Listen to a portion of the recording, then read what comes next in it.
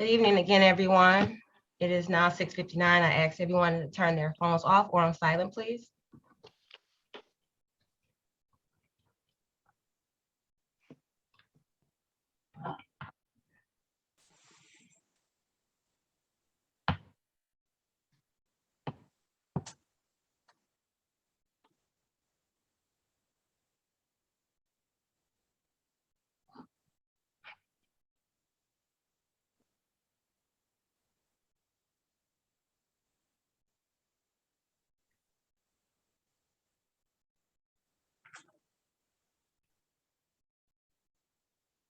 It is now 7 p.m. I want to welcome all the residents and business owner and guests to our Eastpointe City Council. It is October 5th, 2021. It is now 7 p.m.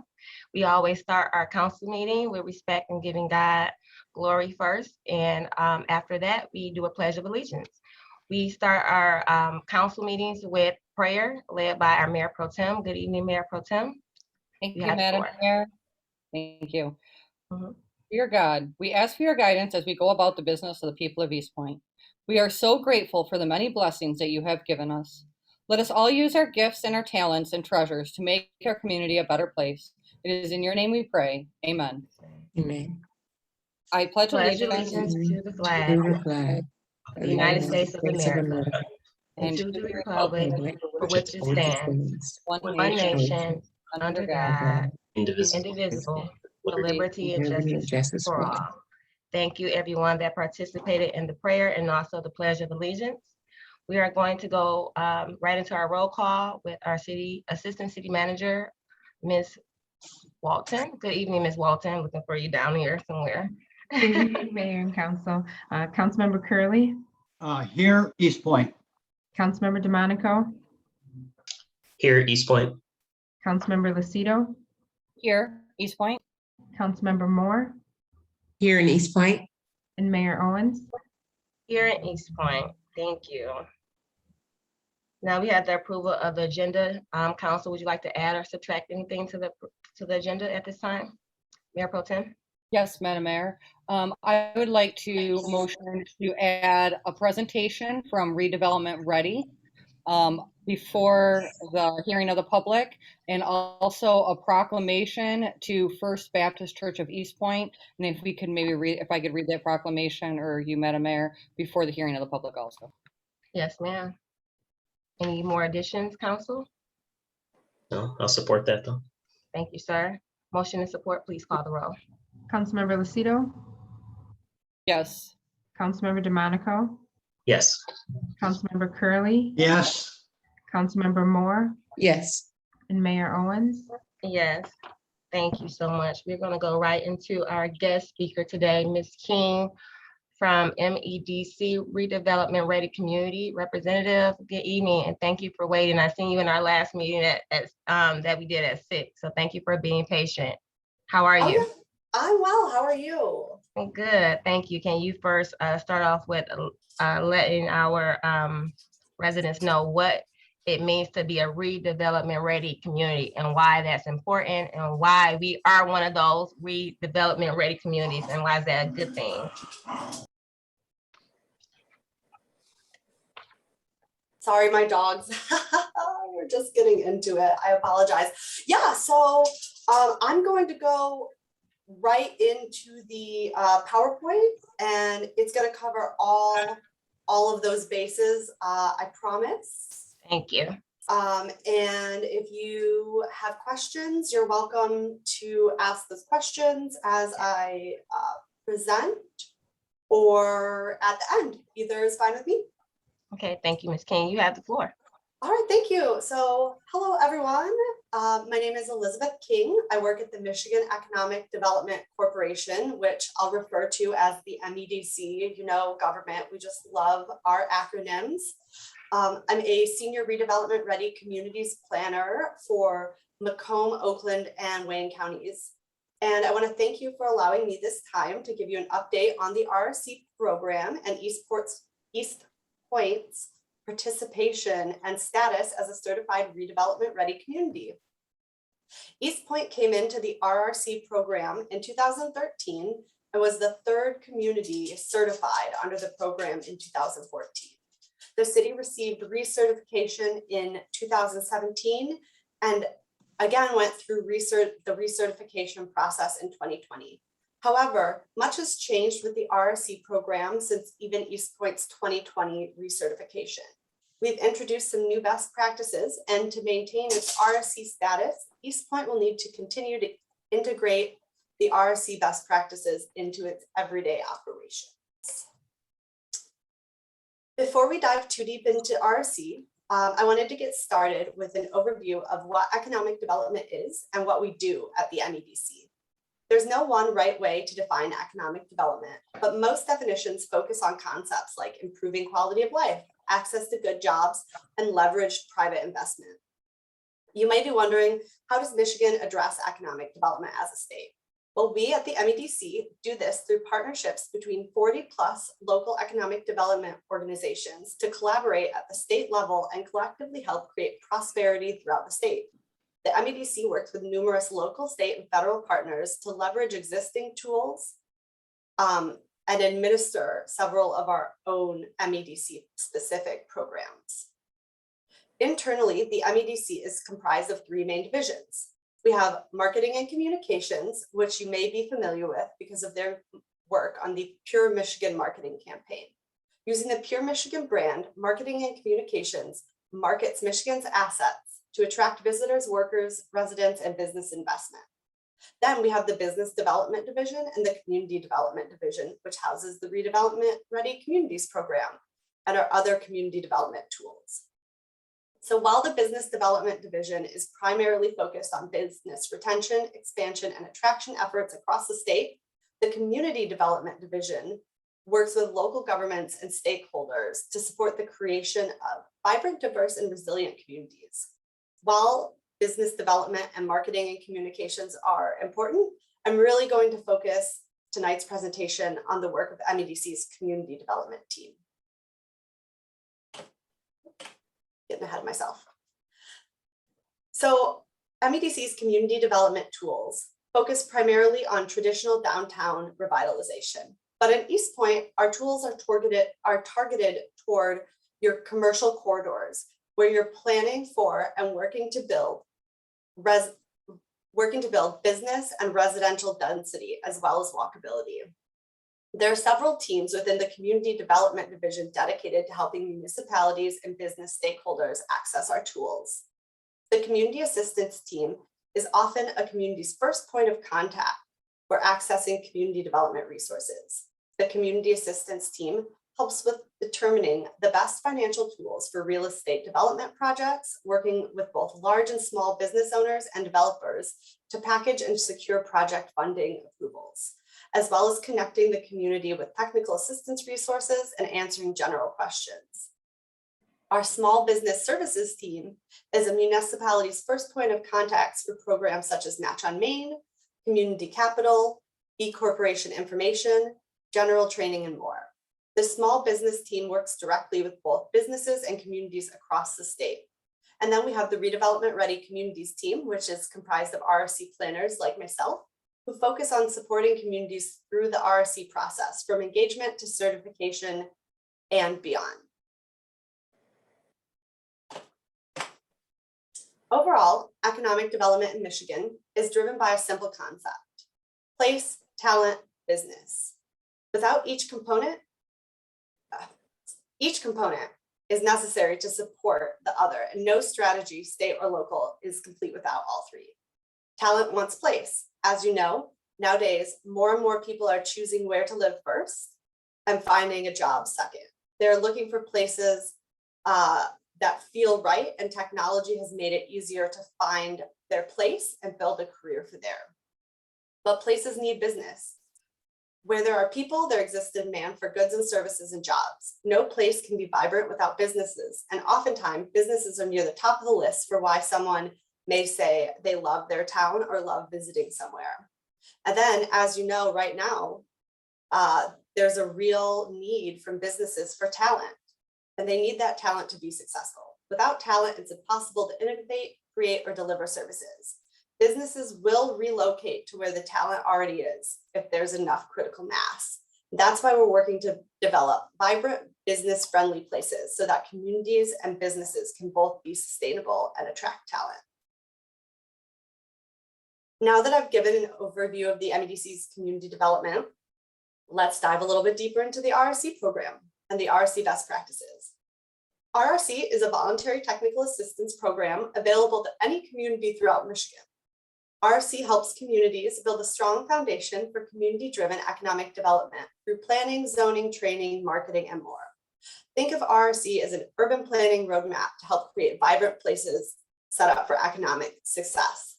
Throughout its time in the program, Eastpointe has been working on streamlining internal processes, cutting red tape, and increasing transparency in order to meet RRC best practices and become a more vibrant, business-friendly municipality. However, this is a continuous process and there's more work that needs to be done. The RRC attitude, however, is let's find a way to make this happen instead of the older style of we can't do that thinking. The RRC program is based on 6 guiding principles. It's community driven, which means you're all invited to the table to shape the present and future of the community. The community's vision and goals are at the heart of everything, defining how it plans, what actions it prioritizes, and how its zoning code looks and more. Then we have predictability. So RRC strives to help communities build predictable development experiences. When applicants can easily find and comprehend development standards and expectations, they'll be more likely to invest in a community now and in the future. It's also implementable. This principle applies to both how communities approach planning and how RRC seeks to integrate the best practices locally. Plans that sit on shelves collecting dust are of little use to anyone, so focusing on specific actions and implementation gets communities closer to their goals. The RRC program is proactive. We understand that communities and businesses operate in a highly competitive world, and being proactive helps secure opportunities that might not otherwise occur. We strive for equitability. We all win when our friends, family, neighbors, and communities thrive. Integrating RRC best practices into local processes can make it easier for smaller local investors, creating more prosperous communities which benefit all of us. And finally, collaboration. Community and economic development are team sports, and redevelopment-ready communities capture momentum to collaborate with both traditional and non-traditional partners, ranging from businesses and schools to nonprofit foundations and community organizations. As you can see on this slide, Eastpointe is not alone in its RRC efforts. We're working with almost 300 communities across the state and 50 communities in just Wayne, Oakland, and Macomb. Now that we've had a high level overview of the RRC program, let's zoom in to the best practices.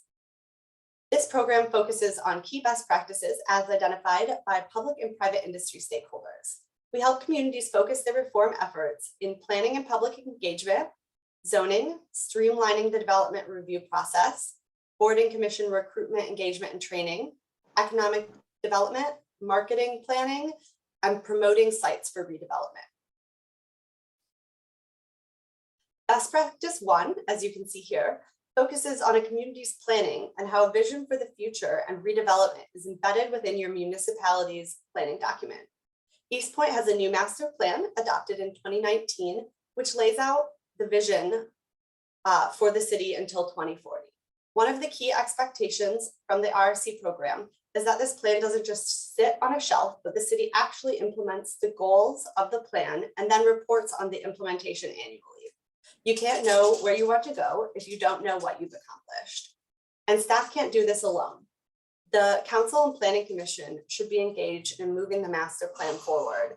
And it might be worthwhile for those interested in economic development to form a collaborative and working subcommittee to execute the priority projects in the master plan. But at the very least, you should be reviewing your master plan as you make decisions for the future of the city. It should be a guiding document for the work you do, and your decisions should be in alignment with it. Best practice 2 focuses on zoning regulations and reform and how well those regulations support the goals of the master plan.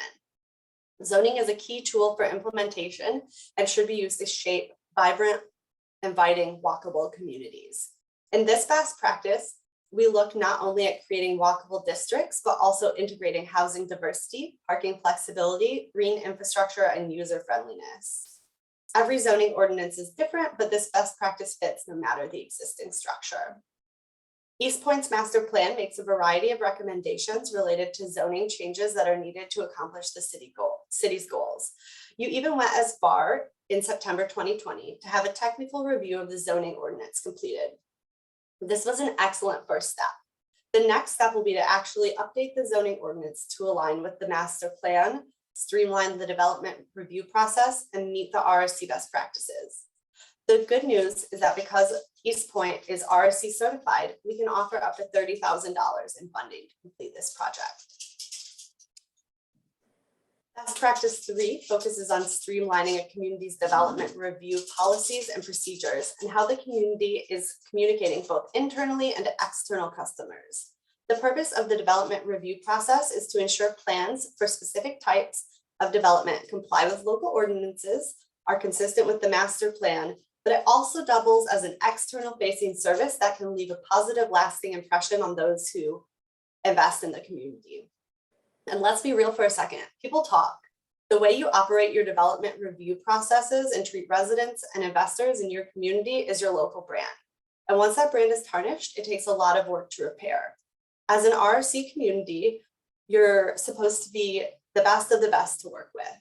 Unnecessary steps or unclear instructions increase time and expenses associated with development. Big developers often have the capital available to weigh out a complicated, drawn out processes. But entrepreneurs, small businesses, and the average resident looking to complete a project do not. To drive equitable, community-based development, a smooth and predictable process is essential. These processes should be timely and clearly communicated, making information on the development review process and resources readily available to assist applicants of all experience levels and understanding what they need to know as they invest in your community. Trusting your ordinances to get your city the development you want, and your city staff's decisions and ability to work out the problems and help applicants through the process is key. There are many items that will need to be adjusted for Eastpointe to fully align with best practice 3, but a good starting point may be the customer feedback mechanism, which we ask communities to create in order to get feedback on the development review process. Once you've created your customer feedback mechanism, you can send it out to people who've recently participated in Eastpointe's development processes. When you receive your feedback, it should give you a good idea about your community's customer service reputation, processes, and what's going well and what can be improved. Best practice 4 focuses on recruitment and orientation for appointed and elected officials and board members. This best practice also helps ensure boards have strong meeting procedures, a strategic approach to training, and enhanced communication between boards through annual reports and joint meetings.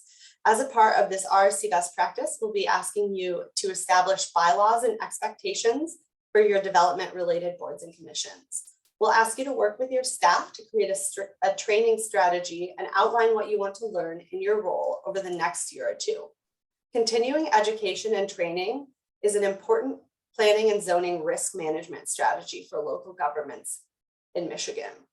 And your annual joint meeting is a way to make sure the development-related boards and commissions are in alignment and growing together on the same page. It's also a great opportunity for group training and updates. And last but not least, this best practice asks communities to clearly communicate and document the board and commission appointment process. We know finding volunteers for municipal boards and commissions is hard enough, but it can be a little easier when applicants know the process, what the process will look like upfront, and what to expect. Best practice 5 encourages communities to establish goals and actions that can be taken to strengthen overall economic development health and how the community promotes and markets itself to create community pride and establish an image. This best practice is a great opportunity for your community to leverage existing partnerships and form new collaborations. In this best practice, you develop your visual imaging and messaging about how Eastpointe wants to talk about itself. Forget what everyone else is saying about you. This best practice is about getting ahead of that and telling your own story in order to market yourself to residents, new businesses, investors, and more. This best practice will also help you identify local incentive tools and policies to support new development. This will involve looking at your master plan to determine what your community's goals are and what sort of incentives you want to offer to reach those goals. Any project your community works on through the MEDC and asks for state incentives for will require some sort of local match. This could come in the form of fee waivers, tax abatements, infrastructure investment, and more. But you need to have these conversations ahead of time and establish transparent policies and applications around your local incentives. This can help you avoid any accusations of impropriety and puts everyone on equal footing. Now that you're familiar with RRC, you're likely wondering, what's the benefit? Aside from the intangible value that just going through a third-party review process brings, the RRC team has worked hard to build in many other benefits, such as the technical assistance funding we talked about. The RRC program provides matching funds to assist communities in implementing their vision and developing plans to aid in reaching RRC recertification. As a certified community, Eastpointe is eligible for up to $30,000 in funding. The RRC team also provides tailored hands-on technical assistance support to communities to help your community achieve missing best practice criteria. By participating in the MEDC's RRC program, Eastpointe maintains an ongoing partnership with the MEDC, making it eligible for and prioritized for our community development tools. We are here to help you implement your community's vision. And finally, as a certified community, Eastpointe has access to the redevelopment services team to help market priority redevelopment sites and to help property owners see what their buildings or properties are capable of. But first, you have to implement your vision through zoning and have a clear development review processes and incentives, because we don't want projects we're investing in to die at the point of decision. While Eastpointe may have some work to do, I promise that you're in good shape. You have excellent city leadership and staff that is ready to put in the work to help get you there, with your help, of course. I'm here to support you in your journey every step of the way and connect Eastpointe to the resources it needs to accomplish its goals. If you'd like to learn more about the MEDC's programs and tools, please visit our website at myplace.org. And if you'd like to take a deeper dive into the RRC program, I'd invite you to take our e-learning, our virtual e-learning tool, or attend our next session of the RRC Virtual Academy. If you'd like to reach out to me to learn more, I'm happy to talk to any of you. My email address is kinge5@michigan.org and my phone number is 517-249-0827. Thank you so much for giving me this time to speak to you today, and I look forward to continuing our partnership with Eastpointe and helping you reach your economic development goals. Thank you, Ms. King. You're welcome. If you have some time to email us that presentation to me and all of council, that would be helpful as well. Yes, I will send it to Kim and Aaron, and they'll make sure it gets to all of you. Thank you. Before you leave, I want to make sure council has the opportunity to ask you any questions if they need to, council. Sure, Mayor. Yes, sir. Elizabeth, first, thanks for coming out and giving us this great presentation. I think personally, at this point in time, I think one of the biggest takeaways from your presentation here, and I think you even emphasized it, is that we should start making actual zoning changes. We're getting, we just approved the master plan, as you said, and in September 2020, like you said, we asked McKenna to take a look at the zoning ordinances. And now I think, it'd be a great time, especially as we're trying to get out of the pandemic. I imagine that there will be a lot of business activity as we get further and further from March 2020. So I guess this is just my announcement that I think we should keep going forward with zoning. I know the Planning Commission is always busy and has long meetings. And as you stated, they're unpaid volunteers. So we don't want them having 6-hour meetings, but if we can fit that in and Planning Commission meetings, talking to city administration, I think that'd be good to keep moving forward with our proposed zoning changes that are in the master plan. In many of my communities, they put together a little working group to work, or like a little subcommittee Okay. to help work on the zoning ordinance updates. I mean, the consultants do, I would say, the bulk of the heavy lifting, but the stakeholder group, that's the word I was looking for, generally will do have, you know, separate meetings and do the review of the ordinance and do like basically the stakeholder work before it all goes to the planning commission. Okay. So we definitely don't want to make your planning commission meetings longer than they already are. And I'll be sitting on those right now too, so. Hey, then you'll Longer see me they- on Thursday. Oh, okay. Anyone else? Councilman DeMonico is done. Any other council members, staff? Ms. Holman, I want to make sure, did you have anything to say? I know you are an economic developer, so anything you want to add before we move right along? I thought I saw Mr. Curley's hand raised, nod your head or no. But real quickly, if I can, this relationship we have with MEDC is really incredible.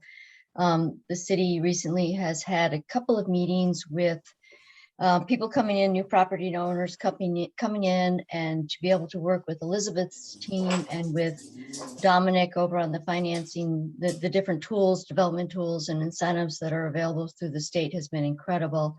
In fact, our administration met again today with a potential project, and they are very excited to talk to Dominic and even Eagle. And so this is a really productive relationship. It's an incredible tool that we have.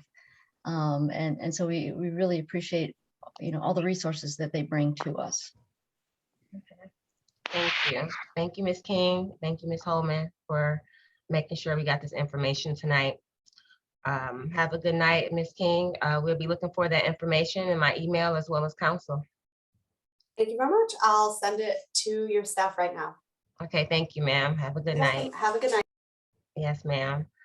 In addition to the agenda, we also added a proclamation that was added by our Mayor Pro Tem, Councilwoman Lucido. And this proclamation is going to First Baptist Church of Eastpointe under the leadership of Pastor James Friedman. Good evening, Pastor Friedman.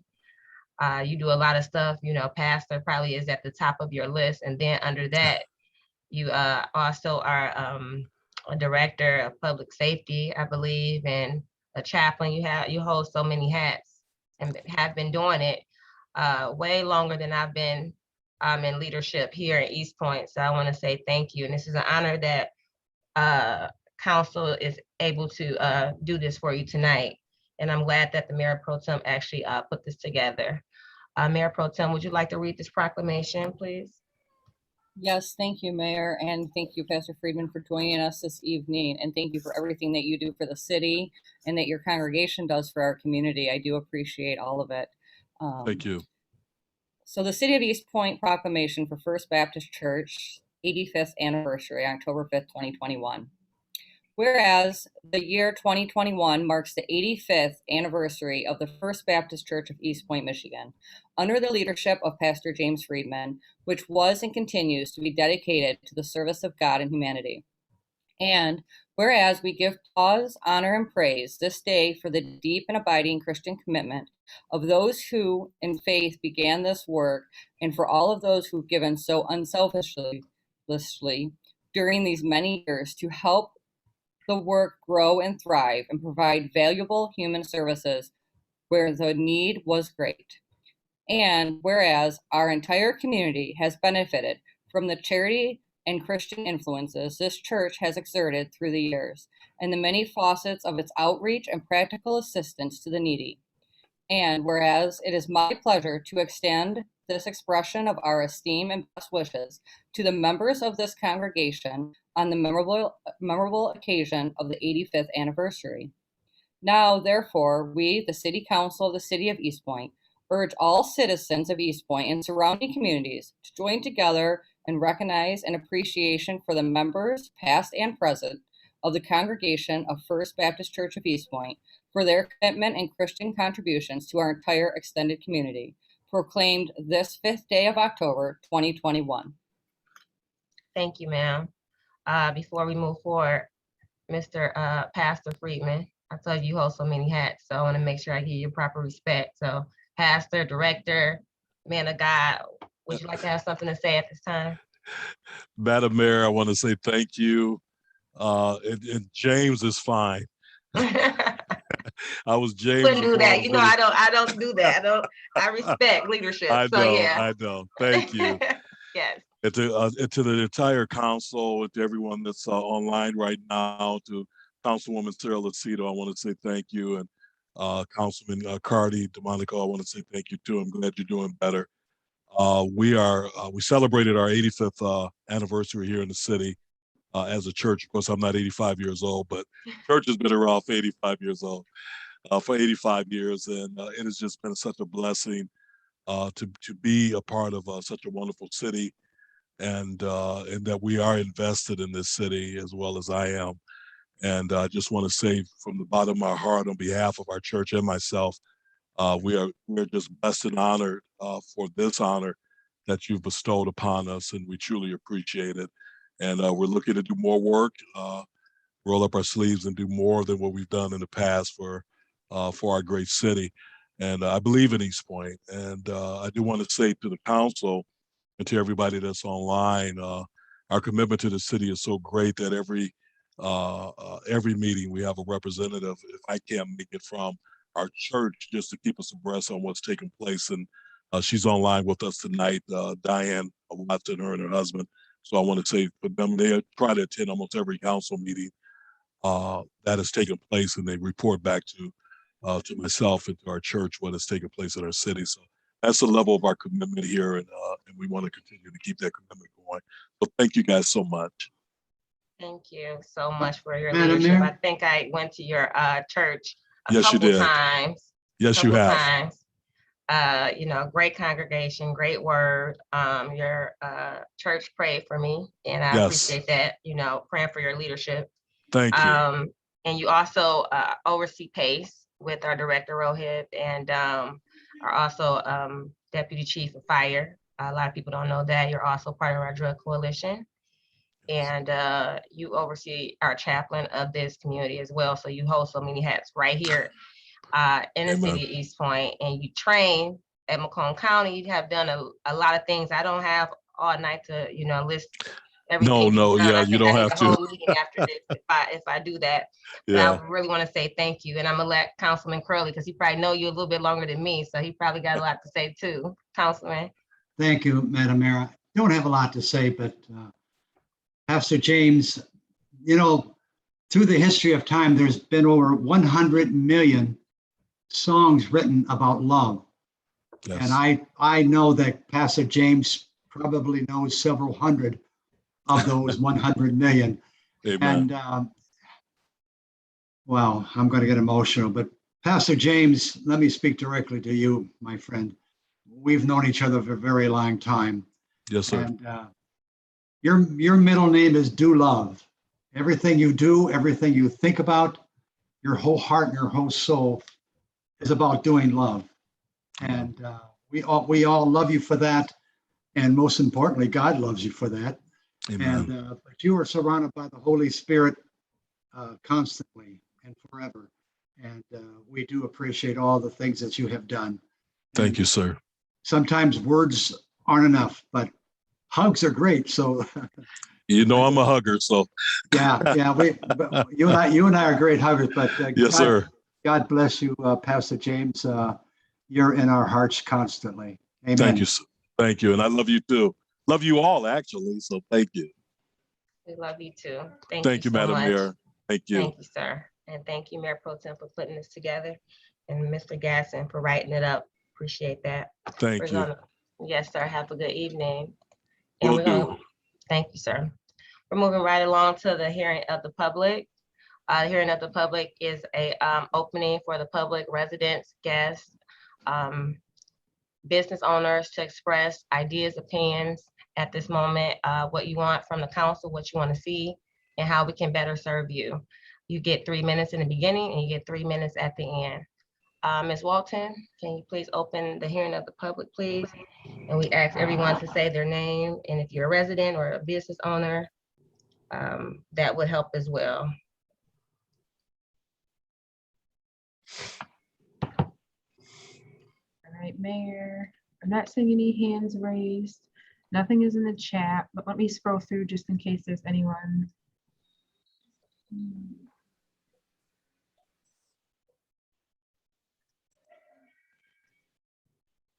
I'm not seeing anyone, Mayor. Okay, well, if anyone doesn't get to speak at this time, they have a second time at the end of the meeting. So the first hearing of the public is now closed. We're gonna go straight to approval of minutes, council. Madam Mayor, I would move that we approve the minutes of the regular meeting of September 21st, 2021. A second. Motion and second. Before we go, I see Councilman DeMonico's hand, sir. Thanks, Mayor. Yeah, I just had one quick amendment to them. There was like a section about a vote after the 8 Mile Boulevard Association presentation. We could just remove that because there was like no vote, regarding the presentation. Okay, I would add, yeah, I would still approve with that addition. Okay. Do you still support that, Councilwoman? Yes. Motion and support with that addition. Please call the roll. Councilmember Curley, Yes. Councilmember Moore, Yes. Councilmember Lucido, Yes. Mayor Owens, Yes. and Councilmember DeMonico. Yes. Next item is we don't have any scheduled hearings. We don't have any unfinished business. So we're gonna move right along to reports from administration, starting with our city manager, Ms. Doom. Good evening, Ms. Doom. How are you? I'm fine, thank you. Good evening, Madam Mayor. I have good news for the residents of Eastpointe and of Macomb County. Our governor has expanded the areas for FEMA to recognize that Eastpointe also suffered severe flooding, not just Wayne County. And FEMA is going to come to our city hall October 18th through the 27th from 8:30 in the morning till 7 p.m. to assist people in the county with claims for flood damage that has happened to their homes. It's a very good thing for us. We're very proud to be able to work with them because we know that our residents need a convenient place, somewhere very local where they can come. There aren't too many locations out there and it requires quite a bit of driving. So we have placed this information on our City of Eastpointe website and also our City of Eastpointe Facebook page. And on those pages, it gives you a link as to where you can register and you can begin your claim. For folks who don't have that ability, as we know, we have some residents who don't have internet. If those who are watching would be good enough to share the news with their neighbors and family and friends, that they simply need to come in and representatives from FEMA will help them with their claim for any type of damages they may have occurred. Now, one of the reasons that FEMA selected us or requested to be in our city hall is in Macomb County itself, we have had the most flooding that has impacted our community. They estimate there's about 500 homes that have been impacted, and the city of Warren is slightly less, but they're right behind us.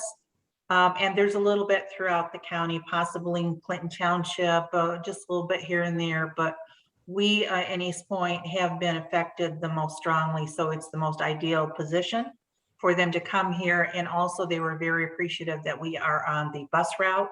So if a person does not have proper, accommodation to get here, they can take a bus and get dropped off right in front of City Hall. So we will continue to place this on our Facebook. We'll continue to talk about it. Again, October 18th through the 27th, 8:30 a.m. to 7 p.m. And they will have representatives available for us. We've also begun the process of opening up our marijuana applications. That was as of October 1st.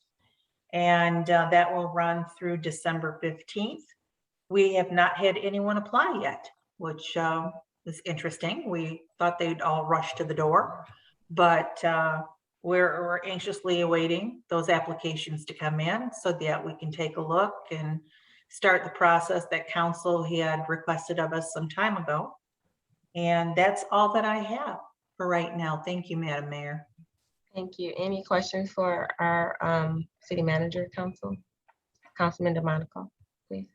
Thanks, Mayor. 2 comments and then 1 quick question. Thank you for the FEMA assistance information.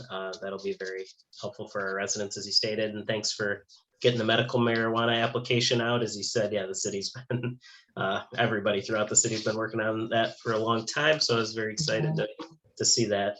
The 3rd question, pretty general question, and I was responding on Facebook about it and just wanted to review it real quick. With street sweeping, I thought we talked about street sweeping at a recent council meeting. I was just wondering, in terms of like alerting residents, and then what was my other part of it? Like how do we go about going through the city? I think I see there's DP on the meeting. I don't know if that's Mr. Paolucci, but or if you know. It is. He'll be able to give you a little bit of information on how they kind of break the city down and do their sweeping. So Mr. Paolucci, if you would, please. I wanted to make sure I wasn't saying anything inaccurate. No, you were just fine. He maybe I don't know if might have that's stepped him. away. Yeah, I was gonna say, I don't know that that's him. I haven't seen the image pop up, but we can get a map. I know he has maps of like the trash collection, as well as the sweeping and everything, so we can get a copy of that out tomorrow. Okay, and I think in terms of putting up, I think we used to do it where we'd put up yard signs saying we were coming by, but then we were basically saying we were spending a ton of time doing that. And then if, you know, something higher priority comes in, you know, we might not end up being there the next day. And so now we just street sweep, you know, assuming most of the street will be clear during the day. And hopefully when we come back a second time, you know, that part we missed, if there were people parked in the street, we'd hit it that second time. Sure, we'll clarify that entire process and lay that out in the email for everyone tomorrow with him. Okay. Thank you, Ms. Walt. Anything else, Councilman? Nope, that was all, Mayor. Okay, anyone else? Is our DPW director on here? I've not seen him on. The Yeah. image for DP hasn't popped up, so that could, we actually have 2 other employees with the same initial, so I'm not sure Okay. who that is, but. No, I want to talk to him about it because I'm glad FEMA actually came to Macomb County, because at first it was only approved with Wayne County, and I had a couple of residents wondering why Macomb County wasn't one that FEMA wanted to reach out to. So I know before we got approved by the governor's office, I was trying to actually put a documentation together with a couple of communities, mayors, to actually ask the governor to help Eastpointe and our residents with that. And so they didn't think that it was, I think the DPW director thought it was a good idea, and so did I.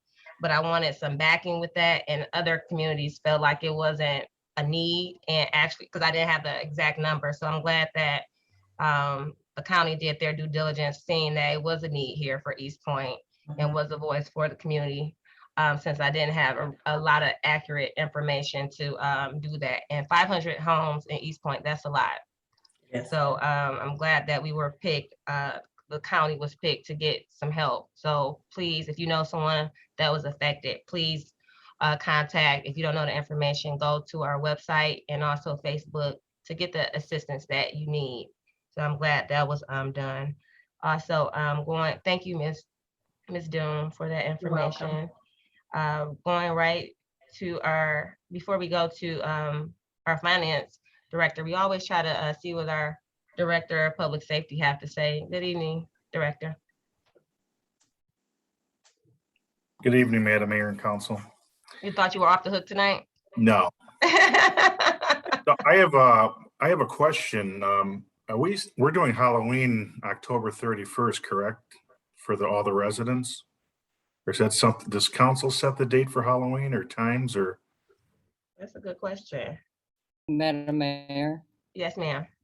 Yeah, normally we do a proclamation for Halloween at the meeting before, our next meeting. Okay. would I just set want the- to make sure, because we're going to have extra patrols that night, and also the police and fire are going to get together and do something like a trunk or treat behind the police station this year. Okay. So, but other than that, we're in the process cleaning up our flooding in our police department basements. It's been a long process. We're making a lot of progress, and we're still hiring police officers. We should have 2 hired by December. And hopefully we're going to go back out there again and announce we're going to probably hire 2 more. So we'll be at full staffing. And other than a million little things we're working on, we're just keeping busy. So Okay. Thank you for your service. Thank And you. if you need some help that night, let council know. That'll be a fun night for, will you be also going on a neighborhood watch and letting the residents also know about what's going on so we can Yes. get some extra ears and eyes that night from the neighbors? Yes, and we'll have our police reserves out there. We want to be Okay. visible as possible in the subdivisions and Okay. make sure they're safe for the kids and their families. Okay, thank you, sir. Any Yep. questions for our public safety director? Seeing none, moving right along to our attorney. No, I'm sorry, to our finance director, Mr. Blum. Good evening. Oh, that'd be okay. You can skip me. No, you want to know about the money in our city. Go ahead. Good evening, Madam Mayor and Council.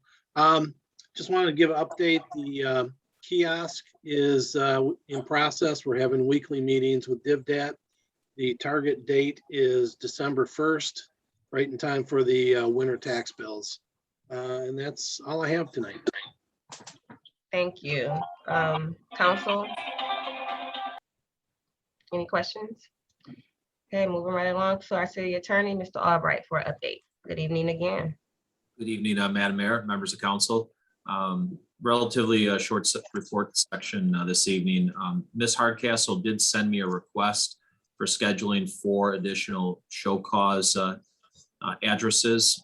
Those include 22841 Shakespeare, 17401 Lincoln, 17113 Springer, and 22816 Lambrick.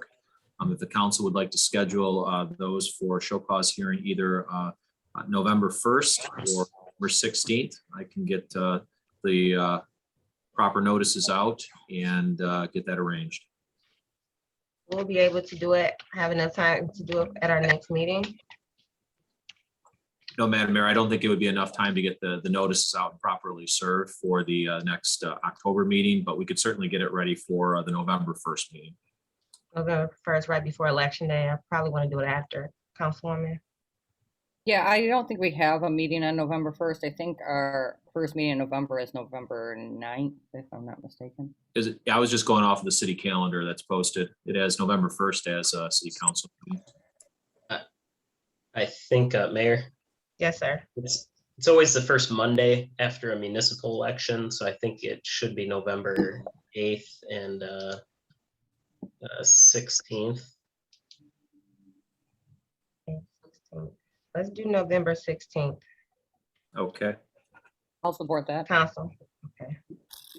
And I know the city calendar on the city website would want to be changed too, because it does indicate the city council meeting on November 1st.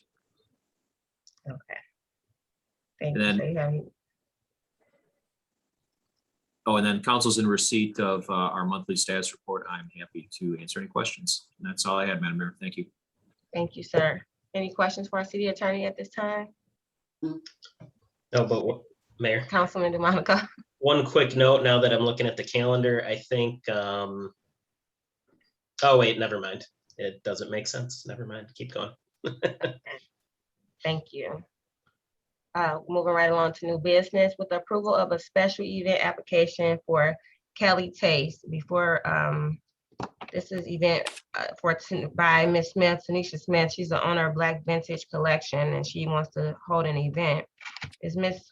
Smith on this line tonight? I'd usually like to hear from the person that's actually giving the event so they can give us a vision of what they're trying to do and an introduction of their business so we can get to know them as a business owner and what can we do to better serve them in our community. Is Ms. Smith, the owner of Black Vintage Collection, here at this time?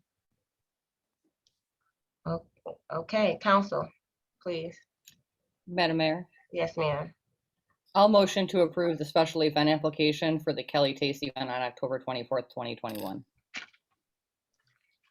Support, I'm sorry, who was about to support it? support, I want to add to the conditions of recommendation that they get the proper licensing. Am I reading this right? Yes, Mayor. And can I also add in the insurance requirement as well, like we did at the prior meeting? We do not have verification of the insurance. Okay, I think once these two things are done, once we get a approval of them having the professional license and also the insurance, those are the main two, correct, Ms. Walton? Yes, Mayor. Once they have those two, then they can move forward with this event. It's coming up soon. Do they know they need these two items, Ms. Walton, when they apply? I'm not sure. I would have to talk with our deputy city clerk, but I can get in touch with them tomorrow. If not, same way we did from the last meeting with the last business owner. Now, how did that last business owner go? How did that go? Did they get the things that we needed for them to have that event? Yes, Mayor, we did get the insurance from them. Okay, sounds good. Councilwoman Lucido? Yes, I'm fine with amending my motion to add proof of insurance. It wasn't in the recommended motion, so I didn't know that they hadn't supplied it. So I'm fine with doing that. But the business license, so the business license is for them to cut hair. Is that it? Like a beautician? Yeah, cosmetology, yeah. Yeah, I was cosmetology. looking. Because what they're trying to do is a taste event, so I don't know if it will really affect the event at all, them not having that license. Like, it might prevent them from doing cosmetology during regular business hours if they don't have that license, but this is for a taste event. I don't think they're gonna be doing cosmetology at that event.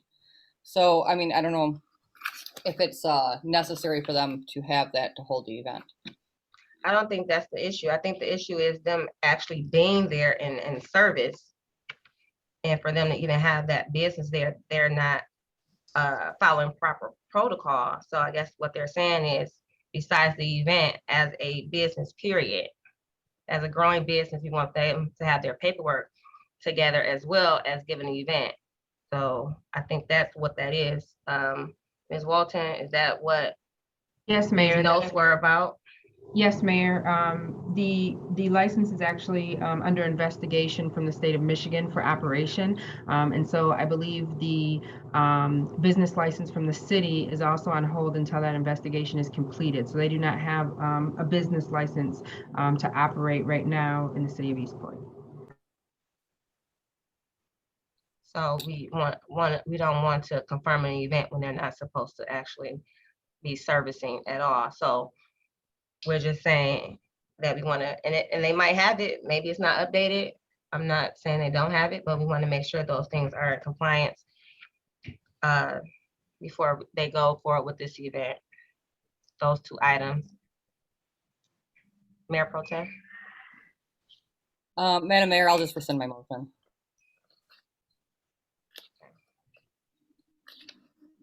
You rescinding the whole thing? Yes. Okay. Council?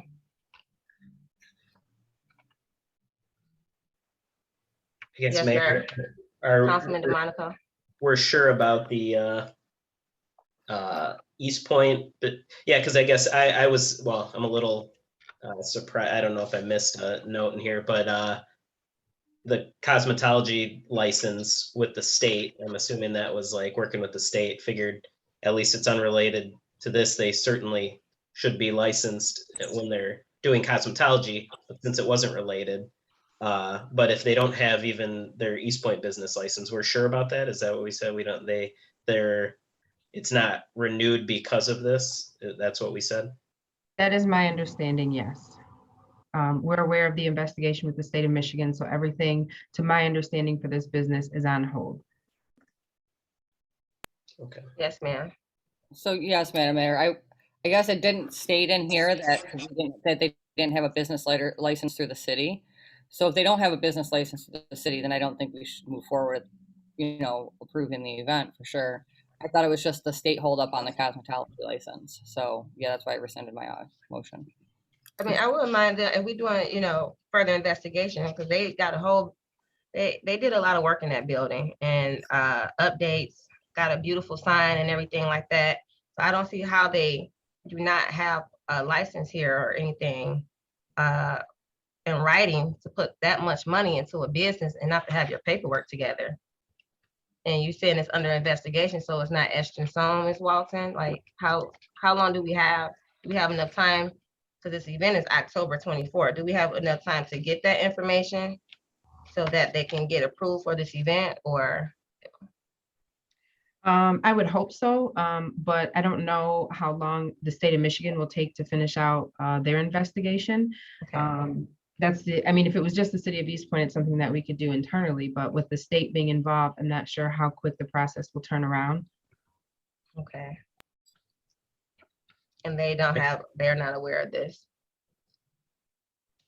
I'm not sure if they're aware of it or not. I'm sure the state has been in contact with them because we have a, statute that they're violating an occupational code, so. Okay, and our next meeting is is that October 16th, our next meeting? Is that correct? 19th. Does that give them time to have that information together and we can bring this back up and table this to the next meeting? I'm sure the insurance could certainly be done. I would hope that the state of Michigan could get an update on their investigation. I'm sure we could get one. Hopefully they could, push through by then. Okay. Council, any recommendation or anything you'd like to say? You just want to move forward? Councilman DeMonico. Yeah, I was just going to say, I think where you were going, we could approve it at the next meeting, since there's one meeting before then. If they get all that together, we could just approve Right. the agenda. So you guys just want to table this to the next meeting? Hopefully they have.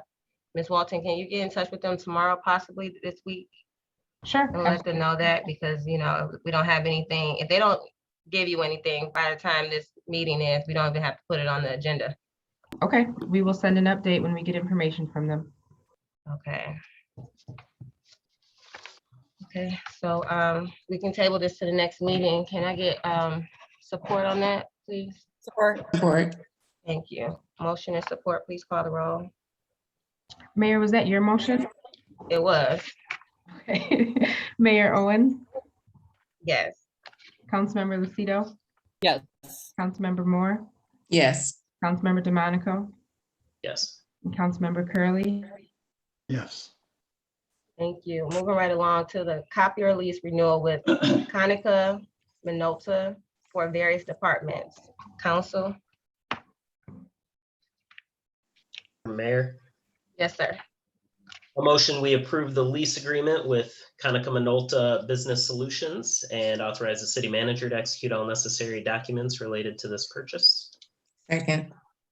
Is everything good with this, Councilman DeMonico? I know you're the technical person, so everything is straightforward. Well, I don't know too much about printers and copiers, but in terms of the bid, I did see we're using my deal pricing, so. Right, my deal.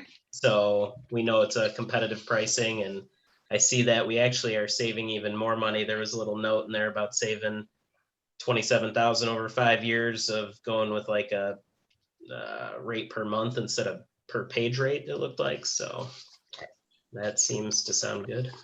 Sounds good to me too. I do have one question, Madam Mayor. Yes, ma'am. So have we always had 9 machines, or are we increasing or decreasing the amount of machines from previous years? So I actually give a lot of credit to Otis and our IT. They spent a lot of time working on this. I believe it's an addition of 1 machine based on usage. So the team came out from Conica Minolta. They reviewed all usage from all machines. And then I think there was 1 additional machine that needed to be added based on usage. Okay, thank you. Thank you. Thank you, Mr. Gatson. We have motion and support. Please call the roll. Councilmember DeMonico, Yes. Councilmember Moore, Yes. Mayor Owens, Yes. Councilmember Lucido, Yes. and Councilmember Curley. Yes. Moving right along to item C, the bid award for snow and ice removal services. Council? Sure, Mayor. I'm sorry, wasn't looking up. Councilman DeMonico. Yeah, I will motion that we authorize a 3-year contract with RNA Facilities Management, Ed's 2 Men and a Mower, and Premier Group Associates for snow and ice removal services. Support. Motion and support, please call the roll.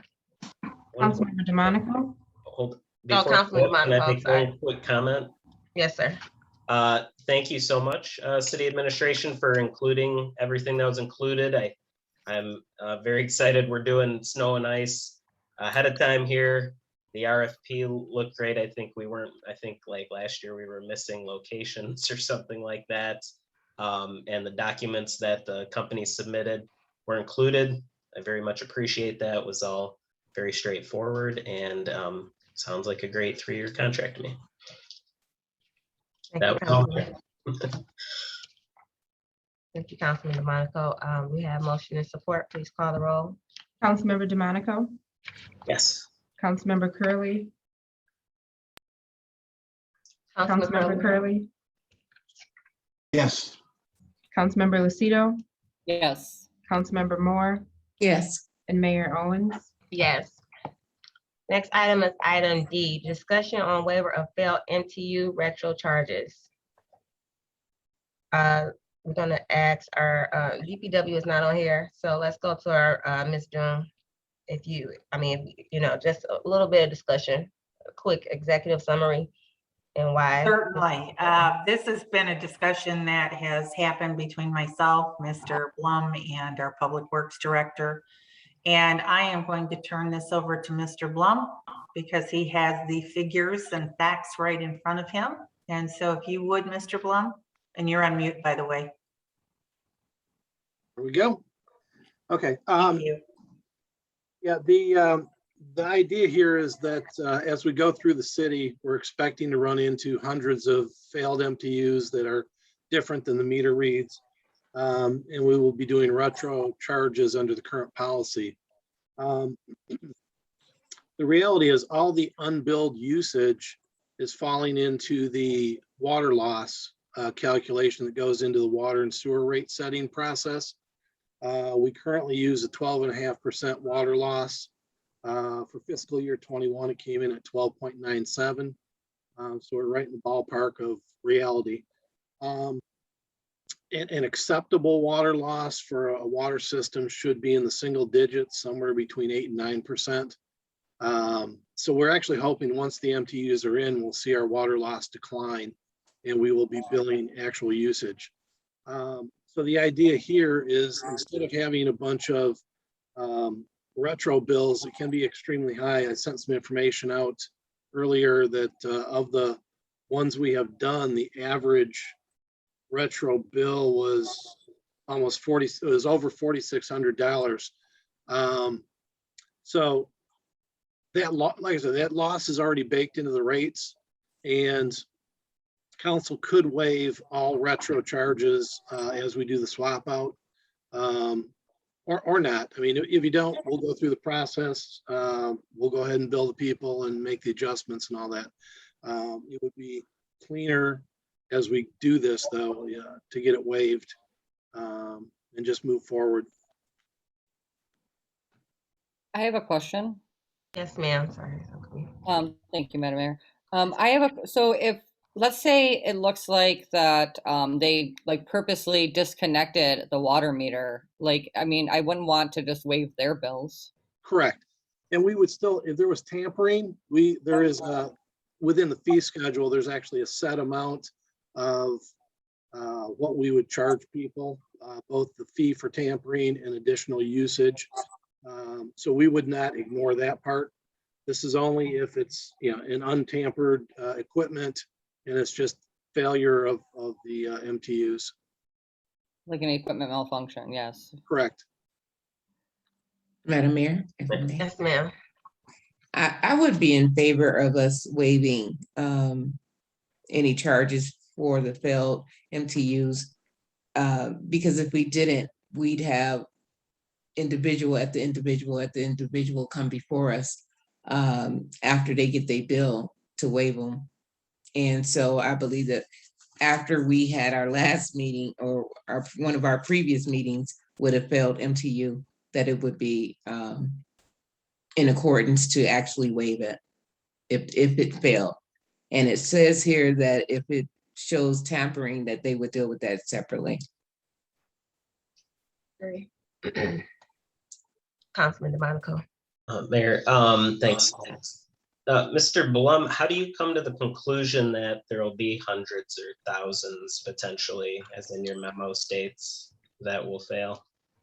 Well, just based on, there's 41 we have been able to identify and replace in the last few years. They had a 20-year warranty, but we know that they are failing at a rate that is moving up quicker and quicker. So we will be tracking this, but the anticipation is that there will be a couple hundred failed MTUs by the time the project is finished. I was surprised to see, actually, frankly, I thought 41 was kind of low over 5 years. It's like, at eight per year then, since we've had that policy. Well, that's only the ones that our staff has been able to identify. And we don't have, these are ones that are found periodically through various reviews, but it's not like we have a full-time person running reports all the time looking for these things. We just don't have the staff for that. And I thought we did have a report now or something about residents with multiple 0-unit reads, because that's what we've discovered, right? Is back in like 2016, we didn't, I think, check on that. And then we would find these, and someone recently reached out after that meeting where we had the $50,000 bill. Someone back in like 2016 or 17 had like a $3,000 bill, but it was like 8 years straight of 0 units. So that was a pretty obvious one. So if we should have caught by now, probably anybody that's got 0 units over and over, but it's not a vacant property, right? Correct. And that's part, we do the zero consumption reports. And if there's multiple months, then we try to get into the home and take a look at the MTU. That doesn't always happen, but we can't force our way in. And then the other thing was we've replaced 65 and all 65 were correct, right? So I guess I just think we're doing this policy like proactively before there's even a problem. And I'd be a little concerned with some of the ones we've replaced recently where they've had to pay and then someone else potentially wouldn't have to. So that's my thoughts. Thanks, Mayor. Thank you, sir. We got a motion on the floor. Any support? I don't think anyone motioned yet. I think Councilwoman Moore made the motion. Did you make the motion? Or I'm not sure. I can't hear you. You're on mute, Councilwoman. I was making a statement. Okay.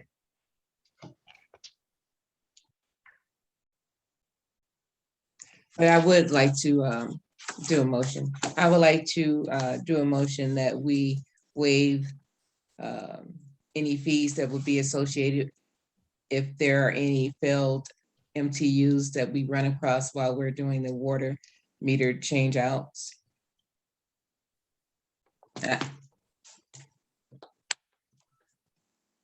Council, any support on that? See where it goes. I support that. Call the roll, please. Councilmember Moore, Yes. Mayor Owens, Yes. Councilmember Lucido, Sorry, Council- yes. Councilmember Curley, Yes. and Councilmember DeMonico. No. Madam Mayor, can I say one thing? Yes, Mayor. I would like to ask administration to keep us updated on this, maybe like in Ms. Doom's weekly report as we change these out, like how many have failed, just so we know. Yeah, I was going to ask the same thing. Absolutely. Thank you. Thank you. Moving right along to discussion on grants. This was requested by Councilman DeMonico to add to the agenda as a discussion, and you have the floor, Councilman DeMonico. All right, thank you, Madam Mayor. I just brought this up just, I think, a brief conversation from our last meeting, of course, with the CDBG grant application, that at least personally, I felt like we basically had to approve or potentially lose a large amount of grant funding. Just looking at, and let me pull back up my agenda here. Looking at our purchasing ordinance where like any purchases over 5,000, normal purchases need to come through council. If we're going to be doing a grant that's going to be more than 5,000, eventually we'd be doing a purchase that's more than 5,000. It would need to be approved by us. So I just want to make sure we're doing everything so that once it gets to us, we're not surprised or, not on board with some sort of grant we put in. I think before, and I gave an example of a few years back where we put in 4 DNR grants, council approved them before we actually put the grants in. I think we should go back to doing it that way. And I think really in our ordinances, it basically lays that out anyway, because the spending associated with the grant would be over 5,000. If it's a small grant, it could be a different scenario, but for sure, anything over 5,000, I think should be approved by city council, well ahead of time. Mayor Pro Tem. Yes, and just to, I know sometimes these grants come up and there might be a deadline that is conflicting with our next meeting. And I know in the past that we have, had special meetings to discuss these grants before we even put them together or apply for them. And I'm always open to doing that if we need to have those special meetings, if that's what it takes to make sure that, all of council and the mayor is on the same page moving forward with these grant applications. I agree. I think staffing, the administration did a great job in regards to Ms. Holman putting these grants together. I think a lot of grants, under her being here, and so many other directors. We have, Director Rohit and so many others putting these grants together. And I think on here states for the purchase is over 5,000. Most of the grants that we have received in the last couple months have not been, we haven't used any city funding. They were all, money that was given. Correct? I understand for the purchase over 5,000, most of these grants that we received were given to us. So I'm trying to If I can jump in just to clarify some stuff as well.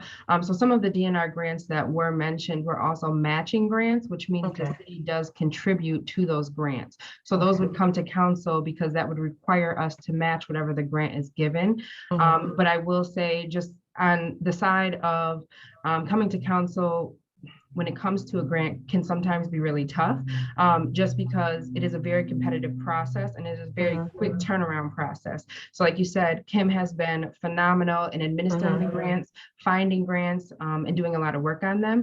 And we take you guys' vision based on, the meetings that we have, the things you want to see in the community, the budget meetings that we have. One of the first things that Kim brought up in the CDBG CV grant application process was if we could apply for funding for basketball courts, because that's something that mayor and council wanted. So we do hear your vision and we understand and want to do that. But basketball courts were one thing that they will not fund, just because it is a coronavirus requirement and that encourages close contact. So putting the requirement that for any grant that we receive, and though it's not a matching grant and doesn't require the city to match or put any funding in, significantly restricts our ability, and then also puts it on the forefront of any competitive grants that we're going after with any other surrounding communities that we're applying and what our projects are. So that's just a thought in going into this discussion. I think most of the grants that we apply for, that's why we have a master plan, capital improvement plan, and things like that. So when our directors go forward with grants, they are not just doing something on their own. They're going by a plan that was approved by council. And a lot of these grants, like Ms. Walton said and stated, some of these were some suggestions by not only the residents, but council themselves. And I think it's a couple grants that I had given to Ms. Holman to look into, and we were awarded funding for it based upon it will help the community, and it was free money. I think Mayor Pro Tem wanted to say something, and then Councilman DeMonico after. Yes, thank you, Madam Mayor. I understand what Ms. Walton's saying about being competitive. That's why I was saying that we are always open to having special meetings, or at least I am myself, if necessary, to move forward with this. Because I mean, I know some of the grants, and I understand that you guys do listen to us and everything, but a lot of the projects and from some of these grants are not even in our master plan, and they've been, moved ahead with. They're all great projects. I'm happy that Ms. Holman's working hard to get these funds. I appreciate all the grant funding that we can get. I really do. It's just nice to keep council kind of like in the loop on what's happening before we get our agenda and we're forced to vote on it on Tuesday because we have a deadline. So, if it's just earlier in the process, so we can, express our concerns or questions about it beforehand. I think it's no force. Either we grant it or we don't. Either we get the money or we don't. I think I think when they go for the grant, I think they're just putting us out there, and then, because anything that we do, it comes to council for approval. And so I think, Ms. Holman, in regards to her seeing a grant and hurrying up and just going for the grant, and then it comes to council like, we want it. What do you want to do for it? Either we go for it or we don't. Councilman DeMonico. Thanks, Mayor. So yeah, I guess a couple things Mayor Pro Tem touched on. One thing, this was not in the master plan or recreation master plan, and we have plenty of projects. I know for CDBG, it's got to be in a particular area of the city. So we could have probably discussed that. We've had so many, items in there for a long time. And then, but also I'd like to push back, I guess, on the idea, well, the matching funds, literally the CDBG did have $47,000 of funds from the general fund allocated in this application. So we did submit an application with $47,000 of funding from our general fund to match with the 175, and we've allocated that without council approval, basically by putting this application in. And I'd like to argue, though, the 175,000 we're receiving for CDBG, though, we are still spending it, and it still needs to go like through council as any other spending that the city receives. I don't think just because we're receiving $175,000 that city council just has no say in it. Mayor, Yes, if I may. Yes, Ms. Holman. Thank you. Actually, the master plan, as part of the CDBG, the master plan does say that CDBG funds should be spent on housing, prioritized to housing and to outdoor recreational as a priority. It does not actually specifically mention streets and infrastructure, which we have been spending a lot of our CDBG on, so it is there. The county specifically asked us to put in a full amount that may exceed the 175. Of course, we can cut that back. Already looking at some of the things we submitted, there was a water fountain. Of course, that's something we don't want to put in. So we can keep that cost under 175. It's not a requirement for matching. It's a 175 total. There's not a matching requirement as in the DNR grants from 2015, where it was a 25 to 50% matching requirement between, it was 10,000, it was more than that, 20,000, 40,000, and over 100 something thousand with a required percentage matching grant. I also would like to point out, I'm sorry, I don't know why this has become about me. This grant was actually proposed to the county by Mr. Marucci. The county liked the grant. I was asked to take over the CDBG program. The county expressed that they really, really liked this project and they wanted to move forward as one of the city's priorities to do this because it met all the criteria for the CDBG CV requirements. I do have a problem with even, and I apologize, even special meetings, because then the information is public. We have recently received a number of grants, grant proposals, grant applications that are available, that are competitive. If we have a special meeting, it still becomes public. If we are following something that is in the master plan as specifically stated, and tomorrow I will send you the page that it lists, that CDBG funds should be spent first on housing and then on outdoor recreational activities. Thank you, and I'm done. Thank you, Councilwoman Madam Lucido. I supported the last proposal that was brought to us about CBDD funds. So for me personally, it's not about that. It was just more about keeping us updated on what's happening beforehand when it comes to applying these grants. We have a recreational master plan. The Parks Commission worked on a recreational master plan. And I think that's what Councilman DeMonico was kind of referring to, is that this project wasn't even part of that master plan. It might have fit into our regular master plan, and I agree with that. It does. I'm not disagreeing with that. Yes, I agree with a lot of what everyone said, and some I don't agree with. But having a plan, having goals and having a plan is important. But how the world works, things change. Let's say that. So I can have a plan of what I'm doing tomorrow. It might rain tomorrow, and I might get in a car accident. Now it changed. So saying that, we do have a master plan, but even during COVID, we didn't know businesses were gonna decline and housing was a decline, and COVID came. So, it's nice to have a plan and goals, but at the same time, you wanna be proactive when those things fall short. And so saying that, I'm glad that we have a team of people have a bigger vision than just the plan that we have.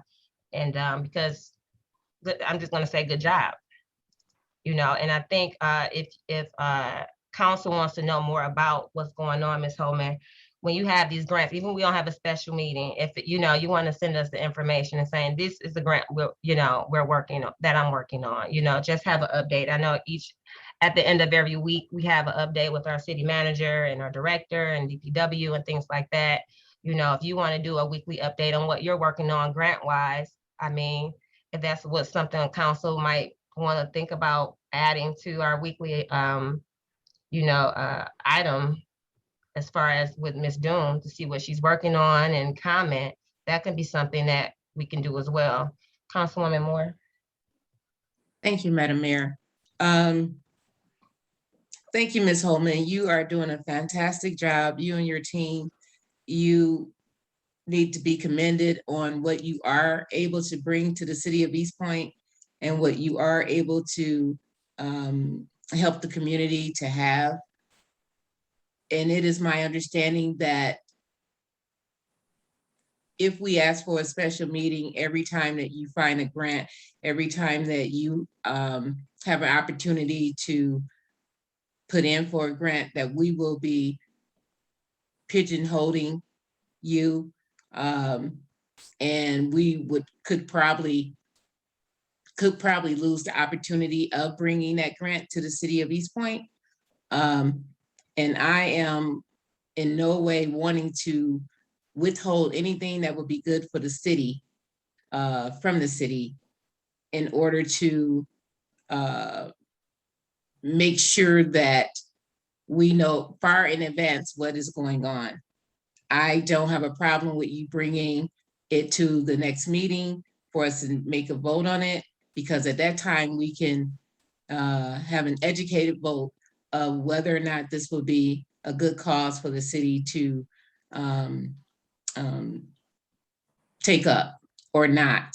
But I definitely wouldn't want to pigeonhole anything that would be good, that would be bringing quality and goodness to the city residents that pay their taxes here. Thank you again. Thank you, Councilwoman. You guys want to move right along? Did you want to vote on this, Councilman DeMonico, or just discussion? No, I certainly, Mary, I was not planning on any sort of motion. Okay. I think though, if I could make one more comment to. Yes, please, before we go into payroll and bills. Well, Councilwoman Moore, what you're saying, I think like it is city council's responsibility to plan the budget and spending of the city. I think we're ceding our responsibility there if we're not part of that discussion. While I certainly wasn't saying that, Miss Doom or Miss Homan, like, I wasn't saying, because I'm getting that feeling by part of this conversation that it was like on purpose or any, I wasn't saying that just in the future, I was hoping that we would just do it this way so that council's not left out of the discussion.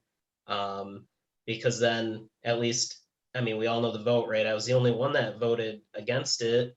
I just felt like the changes I was hoping to see, then Ms. Holman saying they weren't possible, but we also had our public hearing that day. So if a resident would have suggested the same thing, at that point, it would have been useless for them to say that because we supposedly couldn't change, the application at that point. So just in the past, we've done CDBG a little differently. We've had, at least a meeting ahead. I know this is a special one, but like we said, it'd just be a special meeting just this one time. Usually we have a standard, first February meeting. I think it always is. We have the public hearing and the second one, we vote on it. So that's all. Madam Mayor, if I may. Yes, ma'am. Councilman Cardy, so if a scenario came up where we only had a few days to put in for a grant, are you saying we shouldn't put in for that if we can't have a meeting before we put in the application for it? Is that what you're saying? Well, that wasn't the scenario with this one. I mean, if it'd be a whole different scenario, I guess, if it was like 2 days before a deadline, I guess. I don't know that if that comes up, I guess we need to discuss it at that point, but I hope we wouldn't be applying for a grant that we found out about like 2 days before a deadline. I hope we'd find out before that. And that is true, but when you're doing a search, sometimes there are millions and millions of grants out there. And unless you're searching every hour on the hour and that's all that you're doing, you may stop right before that next grant that you hadn't looked at because you've been working for 9 hours. And then you pick it up the next day or something like that. So, I mean, there will be instances that a grant will come. I mean, I'm sure it will be an instance again that a grant will come up that we wouldn't have an opportunity, or she wouldn't have an opportunity to bring before the council before she made a decision on whether or not to apply for it. What I wouldn't like is for us to miss the opportunity to bring something that is good for the community because we couldn't bring it before council beforehand. Sure. When did we submit Councilwoman, application? Okay. I know Councilwoman Lucido and then Councilman DeMonico. Yes, I'm sorry. Yes, Ms. Moore, I agree with you about that. Like if it's a last minute thing, I guess where like my concern comes in, I know this was like extra money in CBDG funds. And we have applied for extra money in CBDG in the past. We did it for, I believe, for Grep Park and for phase 2 of Roxana Park. It wasn't our regular CBDG funds. It was the extra CBDG funds that we had applied for both of those projects. Both of those projects not only was brought to council beforehand, but it was also brought to the Parks Commission beforehand for them to review. So I think that there was enough time for those projects to be discussed with the extra CBDG funds. So that's why I guess the concern was this time. I understand that there's different situations with different grants and timeframes and things like that, but when possible, I think it would be a benefit to council. And like Councilman DeMonico said, obviously, if it's like a $2,000 grant for the children's garden, go for it. It's under the $5,000, but we should be approving all spending over $5,000, whether it's spending of grant money or any other funds that is coming to our city.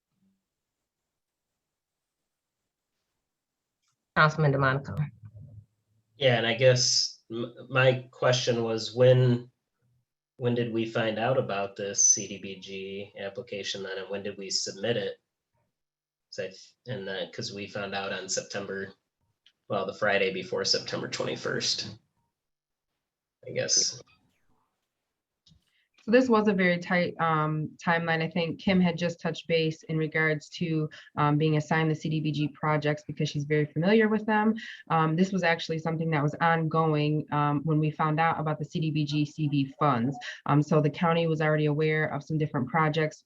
Joe Marucci was actually working on them and had brought in a few different ideas that we weren't aware of. So when administration took it over to look at the different projects, the park park, the green space was one of the things that the county was very, very excited about. We were interested because we knew we needed to update the AV system, but with the timeline and the grant process, we knew that that's not something that could be done in the timeframe that they had given us. So I believe it was within not even a week, we had to ask for a special meeting with the county to have discussions on the opportunities and the different ideas that we could potentially apply for. So we did not have very much time at all to understand the needs, and actually had to request a special meeting with the county to see what projects we could actually apply for. Councilman Curley? You're on mute, sir. You're on mute, Councilman Curley. I'm sorry, thank you. In closing this discussion, I would just have a couple of things to say. The $5,000 amount is not sacred. This council can always change that amount if we wanted to. And we also could perhaps develop some language in that phase of applying for a grant. We might be able to, I don't know, phrase it differently where the amount would change, but that's all I want to, since it's only a discussion, as I said before, Madam Mayor, the $5,000 is not sacred. Great. But by that, I mean, it could be raised. Yeah, we can always go back and change it. But the discussion has been had. Councilman DeMonico, are you done with the discussion before we go to payroll and bills? Yes, Madam Mayor, thanks. Okay, sounds good. Discussions and opinions and ideas are always a good, healthy part of council. Going to our payroll and bills, Council. Thank you, Madam Mayor. I'll motion to pay the bills in the amount of $1,946,162.79. A second. Motion and second, please call the roll. Councilmember Lucido, Yes. Councilmember Moore, Yes. Councilmember Curley, Yes. Mayor Owens, Yes. Councilmember DeMonico. Yes. Now we're going to the second part of our hearing of the public. We didn't have too many people at the first hearing of the public. We always have a second one. Sometimes people log on late, and some people will listen to the discussion and want to make an opinion or an idea to council after they hear what has been on the agenda. So now the second hearing of the public is now open. We'd love to hear what you have to say. Ms. Walton? Mayor John DeHaan would like to speak. Yes, good evening, Mr. DeHaan. Good evening, Mayor and Council. Just two things. I know that the discussion of social districts is an ongoing thing. And in my recent business travels, I have gotten to experience the good and the bad of social districts. So I did some time in Ohio. Of course, that does sound like I did prison time, but it is Ohio after all. And these communities had some interesting ways of approaching them, where they were closing off one small street in a downtown area. They were putting out picnic benches and things like that. Looked very nice. That's the upside. The downside is it was a pain in the neck to navigate around if you are not familiar with it. So I would encourage everyone to take a very broad look at this before we jump, because it could be a nightmare for public safety, depending on where it's at. Now, there are some great parking lots that things could be done off of 9 Mile, off of Kelly Road. Maybe that's a better way, but I just hope that there is a lot more discussion and in-depth research into this, because they were fun, but they were a pain in the neck to navigate. That's the first thing. And the second thing, I am not an accounting person.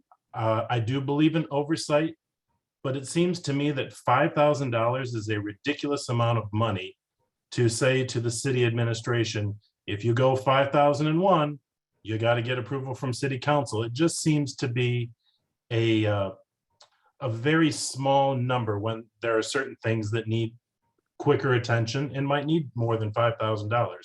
So I'm not in your shoes, but it just seems like a ridiculous amount of money, because if an emergency happens, to Ms. Moore's point, you can't sit and call an emergency special meeting if you need to spend $25,000. So I'm sure there are different mechanisms with city government, but I think we have a really good team in City Hall, and I think I would trust them to do what's right. So, thank you. Thank you. Anyone else? Hello. Yes, ma'am. Hi. Hi, Hello, what's your everyone. name and residence, ma'am? My name is Rochelle Riley, and I live in Eastpointe on Ash. Okay, good evening. Go ahead, ma'am. Good evening. I just wanted to express concern about the establishment, Big Daddy Games. Ever since this establishment has been down the street from my house, the traffic has increased. They're speeding down the street. We have a lot of kids in the neighborhood. The trash that's left on their property, my neighbor's property, the businesses across the street from the property, it's ridiculous. I'm calling every week to the code enforcement to get them to clean up their parking lot in their area. Last week, I believe there was a fight. The police had to be called. It's endangering the neighbors, our kids, the police. It's very rowdy. It's very noisy. We can't sleep at night. And so I definitely do not want Kelly or anything in this vicinity to be a social area. I wish you guys can reconsider having it. Like, the music is loud. Like, it's just not a good place to have a bar or a club with loud music in a residential area. And I don't think it was considered, the residents or the homeowners in this area before this establishment was open. So I don't know what can be done about it, constantly calling the police. And I know they have other things to do other than patrolling and breaking up fights and things like that. But I just wanted to express my concern regarding Big Daddy Games. I hate this establishment. I wish you guys can, do something about it. The traffic is terrible. Thank you. No, thank you. That's why we have this hearing of the public to hear what you have to say. Thank you, ma'am. Anyone else would like to? You're welcome. Mayor, Mr. Cows would like to speak next. Who is that now? Mr. Cows. Okay, good evening, Mr. Cows, Chickens, Pigs, and Field Pain. Good evening. Hi, Madam Mayor. I just want to call, just here to tell you, encourage you. You're doing a great job. Keep up the good work. Thank you. And City Council, I know you guys don't get paid that much money to do what you're doing. I know it's a service, so I just want to encourage you. Keep up the good work. Councilman DeMonico, thank you for always voting against the grain. I think you're doing a great job. Keep up the good work. I live across the street from Big Daddy Games, and there's fights every day, fights every week. If I was the director of police, honestly, I would just have a cop car parked right there. I mean, it's beyond rowdy. It's horrible. I mean, just park the cop car right there. I mean, there's fights every night. There's a fight there. That's the first issue I wanted to bring. Second issue, I support having lights in the city because there's some places in Eastpointe where it's really dark and all it does is breed crime. It's dangerous, and it makes the city look so much better when there's lights there. The third thing, I don't know if Pastor Friedman is still listening, but I was just wondering, does Pastor Friedman, well, first of all, congratulations to you. Second thing is, do you do religious exemptions for certain things? If you are, still listening, if you could please answer, I'd appreciate it. Well, this is not the time for that. You can contact him by phone or by email. This is not a back and forth right now, sir. But go ahead. Okay. The last thing I wanted to say is, I checked. I tested my water today. There's high levels of fluoride and other chemicals in the water in Eastpointe. So what I recommend is everybody buy a case of Ice Mountain water, spring water, put it in your bathtub and bathe in it. That way you're bathing in spring water and you don't have the chemicals coming out of the water. That's what I've been doing. That's what I'm going to continue to do. I will not put fluoride in my body. And the spring water is really healthy for your skin. Everybody's complimenting me on my skin. So I highly recommend everybody in Eastpointe buy spring water, put it in the bathtub, sit in the bathtub for 30 minutes, rinse it out, put some more spring water in the bathtub, and you'll feel so much refreshed. And then if you turn the hot water on a lot, the fluoride goes into your skin even more. see, I believe the healthier you are, the healthier the community can be. If you're unhealthy, you can't make good 30 decisions, seconds. and that the community will be unhealthy if you're unhealthy. So I highly recommend everybody do that. It's really cheap at Kroger, Walmart. Get Ice Mountain spring water. Thank you very much. Have a nice day. Thank you so much. I thought I was supposed to use Dove. You talking about I'll get the water instead of using Dove for my face now, Mr. Phil Payne. So thank you. I think we have Miss Tracy on the line. Good evening. Tracy would like to speak next. Mrs. Trice Okay. from Eastpointe. I understand, I thought you got the city manager job. I was gonna congratulate you. But That's not the if it's not about City of Eastpointe, my personal life is off the record. Let's talk about the City of Eastpointe. I can congratulate you for still being You here. want to talk about the City of Eastpointe? Now you can Get it right. congratulate Get it me through right. an Get your email. job. Okay. Anybody else would like to speak that has the concern of the City of Eastpointe and not the mayor's personal life? Seeing none, are we closing the hearing of the Mayor, can public? you hear me? Oh, yes, I can hear you. Is this Mr. Rob? Yes, ma'am. Hi, good evening. Yes, ma'am. I've never called in a town hall meeting like this. This is new to me, but Are you a resident? I am. Okay, And well, let's I get just started. You wanna get 3 echo- minutes. So I'm going to start okay. you off now. Is that okay? Yes, ma'am. That's fine. I just want to echo my concern about Big Daddy Games. You know, a lot of people always talk about how Grosse Pointe is. And Grosse Pointe is like that because of their strict rules. And, you know, I'm a firm believer, if Big Daddy Games wouldn't exist in Grosse Pointe, and I really think a close look, someone really need to carefully monitor this. I mean, if you or the city manager or the city lawyer live right here, I guarantee you this issue would not happen. And I just really wish you guys would carefully look at this, have someone monitor this, because I mean, we take pride in our block. And prior to them moving here, our block was really nice. We never had any trash. We never had any issues. And now if you went up there to right now, it's trash everywhere and fights. I mean, I have to work in the morning. I don't want to at 1:30 in the morning. If you look at the police record, was a fight here, and it's fights all the time. And it's like, after the letters and the emails, when is something going to be done? When is someone going to be put on notice to, okay, this got to change? You guys have to do something or you guys risk losing your license. Mm-hmm. Thank you, ma'am. I appreciate it. No, I appreciate you. And please continue to come to the council meetings as well. We have Mr. Lewis. Good evening, Mr. Lewis. Good evening.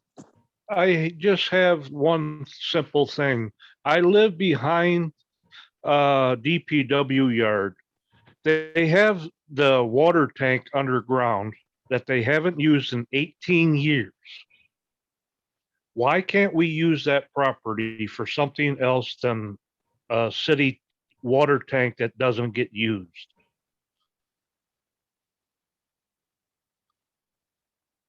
Is that it, Mr. Lewis? That is it. Thank you very much.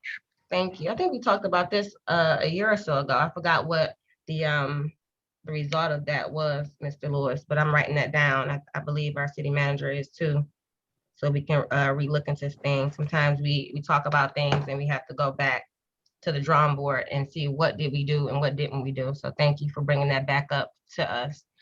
Any other questions, concerns, ideas? At this time, residents of the city, business owners, and guests. Do you see any we have Ms. Gladney. Good evening, Ms. Gladney. Good evening, Mayor and City Council. Can you guys hear me? Yes, ma'am. Great. It's interesting that everybody is talking about the well, I'm not gonna call it a club, the game that's on Kelly Road. When it first got there rather, I thought it was pretty decent for a moment. I do know, like when I'm out and about and coming home that it is a lot of cars there on the weekend, starting on Thursday. But I can't say what the other residents have witnessed or seen because I don't stay on Ash or near there. And so, but I do see that the place is packed. I have not witnessed any negative fights or anything like that. If I'm driving by at 1 a.m, I'm always out really late. So if I'm out at 1 or 2 a.m, etc., I always see the place packed, but I never see the cars. Far as the trash, that goes for all business establishments. If we take a very good look of our city right now, all the way from 8 Mile to 10 Mile, it's very trashy. I have never looked at the city of Eastpointe that looked so bad recently. So that's for all business establishments, including our homes, but mainly the business because they sit on the main streets. And so just to say, when the event came, for example, my oldest son, he wants to go there because they all into these games. And this is what this is supposed to be about. And so, but I haven't heard anything really negative about it. And so I hope that city council will really just maybe take their time on making a decision pertaining to this establishment. And that's all I want to say. Okay, thank you, ma'am. Anyone else would like to speak at this time? It has to do with the city of Eastpointe. Ms. Walton? Mayor, I just went through, I don't see any hands raised. So I think we're clear to close. Sounds good. Thank you so much. And thank you all who attended the hearing of the public. We have heard, I have noted down some things.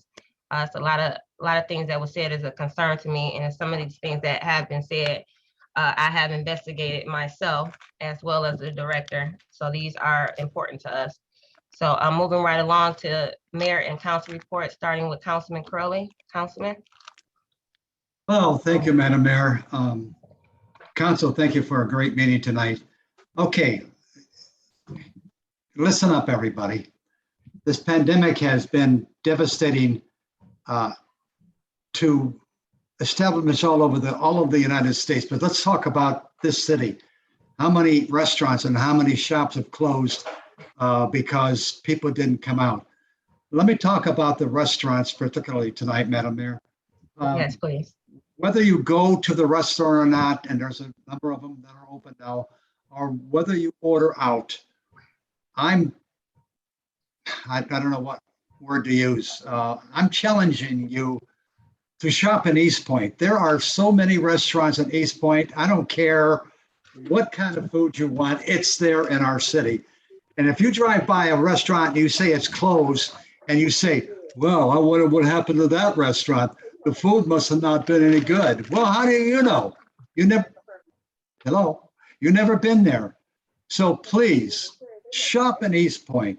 And that goes for all others besides restaurant, and I don't know who's talking, Madam Mayor, right now, but that's okay. I can talk over them. But please, there are wonderful restaurants here. They're all delicious restaurants. So try it. If you've never tried a restaurant and you want blah, blah, blah to eat that night, just try it. Don't condemn it when your doors are closed and say, well, the food must have not been any good. Well, that's not the point. The point is you didn't go. That's the point. End of my sermon, Madam Mayor. Thank you, Councilman Curley. So we're gonna go to Councilman DeMonico. Thanks, Mayor. Yes, sir. And I'd like to start with comments from Mr. Lewis. We have looked recently into bringing the water tank back into use, but I think that'll be a lengthy conversation and time consuming. But I've thought the same thing about you with the property on top of it, and I haven't brought it up yet, but I was wondering, since you can't put probably anything heavy up there because we've got the tank, if maybe some solar panels can sit up there, maybe we can offset our utility bills or something at the DPW. I'll have to do a little more research on that, or maybe we can do something like that, because it is a large space that's just basically a bunch of grass, from what I understand, and pretty sure solar panels wouldn't really bother anything. But next we had our Michigan Municipal League convention. The general sessions were pretty decently interesting, but the breakouts are the most interesting, I think, at the conventions. went to one about sustainability ideas, talking about, what I just mentioned here. And also seeing, reminds me of Hazel Park just got a grant to put solar panels on their library roof. And I've checked, well, I don't even need to check Google Maps. You can just know that there is a huge south-facing roof on the library. So hopefully we could follow suit with them at some point too. I haven't, I don't think, brought that up at a council meeting before, but these are the kinds of ideas that kind of get flowing at these conventions. And just was trying to think about what we can do about stormwater runoff. There was a ton of talk about that in this session. As you know, we have a ton of water and flooding issues just in generally in the whole area, not even just in Eastpointe. And how can we create less carbon emissions in the city? Another one was about branding. I was fortunate to moderate that one, and I know at least Miss Doom was there and our Mayor Pro Tem was there. Sorry if I missed anyone else that was there. That was a good one. Made me think about, we've got a new website now that looks very modern, unlike our last one, and we're using .gov. I just recently saw an article where they're basically trying to get all cities, I didn't get to read the whole thing, to get on .gov, because that it's a government organization. Before we had we still have cityofelastpointe.net, but you can use eastpointemi.gov to get to our site, and it's a government organization then. But hopefully we can continue the branding conversation in the city and go on from there. And then I was also able to go on a local Grand Rapids parks. Well, I thought it was going to be a parks tour. It was kind of a park tour. We went to one park and someone from their Friends of the Parks, which I'm pretty, their Friends of the Park organization has a $750,000 budget, just the Friends of the Park. It'd be nice. Obviously, Grand Rapids is a much bigger city, but that was pretty interesting. And someone from the neighborhood association was there too. And they had some pretty neat things going on in the parks. We're always trying to think of new things for the parks. So that was a really good thing. But one downfall, thought I'd try, getting out and doing something. Currently right now I'm under isolation because someone at the convention was reported to have COVID. And so I went and tested, and I tested positive for COVID. Fortunately, my wife did not, so I'm isolating away from here right now. But I just want to bring that up because I was vaccinated. It's a breakthrough case, and so we still need to be very careful. Fortunately, I've basically been asymptomatic, maybe was a little tired last week, but other than that, I've been feeling pretty good this week. So fortunately, that's good. But, just in general, we're not out of the pandemic yet. So I think that was it. Thank you everyone that's come out to hearing the public, and Ms. King for coming out for the RRC, and congrats again, James, for 85 years. Thanks, Mayor. Thank you, sir, and I hope you feel better. Please keep us updated, and if you need anything from me or council, we're here. Moving to Councilwoman Moore. Thank you, Madam Mayor. I would like to thank Ms. Elizabeth King for coming out and giving us that information, because it was very valuable. And I look forward to us moving towards the items that she mentioned. I also would like to thank Pastor Friedman for congratulate him for 85 strong years. And of course, he doesn't even look 40. So congratulations, Pastor Friedman, on everything that you've done and everything that you will continue to do in the community. And Curly, since I work so hard every day, I try to hit every restaurant, a different one every day. A different one every day. My son's like, where are we eating at today, Mom? So I do my part to keep them open. They know me like Cheers by face. For Mr. Lewis, one of the things that I had put down was that I believe that we should look at redeveloping land that we do have in Eastpointe and actually do a redevelopment of it. And I too was at MML last week. And one of the things, I went on a tour, and with this tour, there was a building that they built a garage And then it was a 2-part garage, and they also built a apartment building right next to it. And they had all of these solar panels. The garage had 300 solar panels on it. The apartment had, I believe, about 180. And there was another smaller part to the garage that had about 120 solar panels. And my question was, wow, you all invested a lot of money in these solar panels. Well, they didn't invest anything. The utility company came to them and knew that they were building these new buildings and asked them, could they put their solar panels on their building? The utility company paid for the panels. They belong to the utility company. They also bought they did some reinforcement of the steel, because one thing that I asked the guy, I was like, well, if it wasn't part of the original structure, but they wanted to add it, I know you had to add some steel. They pay for all the steel. So maybe if we do some redeveloping of our land that we have here, a utility company could possibly want to put solar panels up there to help the grid, and we wouldn't even have to invest in that. So that would be something to look into for the city of Eastpointe. And that's all I have. Thank you, Mayor. Thank you, Councilwoman. Councilwoman Lucido, Mayor Pro Tem. Thank you, Madam Mayor. First, I just want to remind everyone to check and see what's going on at the Recreational Authority of Eastpointe and Roseville.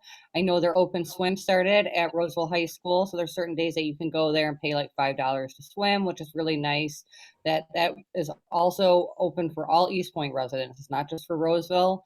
They also have their trick or treat trail coming up. So if you go on their website, or you probably received a book in the mail with all the activities that they offer, or you can even head down to our Recreation Authority and get that information. I would like to once again thank Pastor Friedman and his congregation for serving our community for 85 years. It's nice to see businesses, churches, residents that are just been so faithful and dedicated to our community, that have kept this community strong and continuing to grow for years to come. And that's all I have this evening, Mayor. Thank you. Thank you. All the council and residents who attended. Also, thank you, Ms. King, and thank you, Pastor Friedman, for your leadership in bringing Eastpointe together after so many years of dedication and commitment. I want to just go over a couple of different announcements that sometimes the residents may not know about, and then they see pictures of us on Facebook and say, why didn't I know about that? I want to go. And so, for instance, the Eastpointe Roseville Chamber of Commerce, every year we have an annual Deck the Halls Christmas auction, and that is at Eastpointe Manor. It will be November 4th on a Thursday, and the tickets are $35. The table is $325.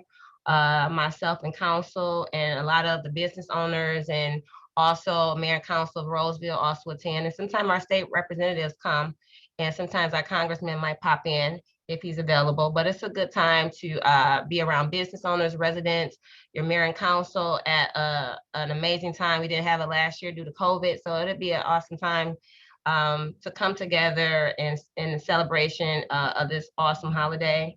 And they will be partnering up with Dominic's Christmas Wish, which is bring a new and unwrapped pair of PJs or a book to donate to local shelters. And so it's really fun, auction, food, dancing, music. And you might see me do a couple steps maybe. I'm still learning how to dance a little bit. We'll see. I might have it together by then. Also, we have a candidate forum coming up. I think you can submit your questions to the League of Women Voters by Monday, October 11th. They will have I believe a forum with all other candidates who are running for council. And if you have questions, I think they want you to submit it early.